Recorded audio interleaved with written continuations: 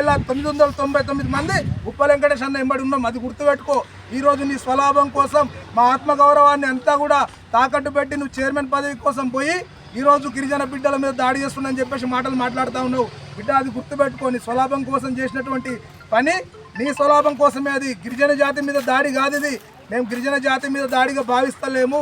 నీ కార్యకర్తలు, నీకు 6వ వార్డులో ఓట్లు వేసినటువంటి కార్యకర్తలు నీ మీద నువ్వు పార్టీ మారినందుకు చేసినటువంటి దాడిగా ఇది బయట కనిపిస్తూ ఉంది. అధికార పక్షానికి కూడా తెలుసు నీకు ఓట్లు వేసినటువంటి వాళ్ళే దాడి చేసిరని చెప్పేసి.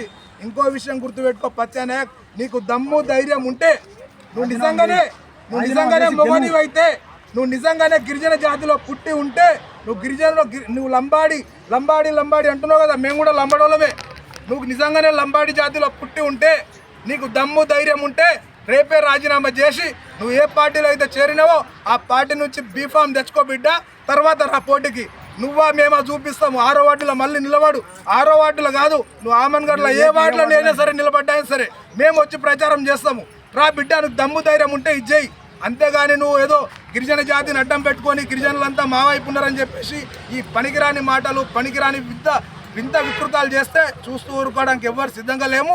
తప్పకుండా నువ్వు ఇదే రకంగా వ్యవహరిస్తే తప్పకుండా నీకు బుద్ధి చెప్పే రోజులు ముందు ఉంటాయి. తప్పకుండా నీకు రాజకీయ భవిష్యత్తు లేకుండా రాజకీయ సమాధి చేస్తామని చెప్పేసి ఈ సందర్భంగా డిమాండ్ చేస్తూ ఉన్నాం.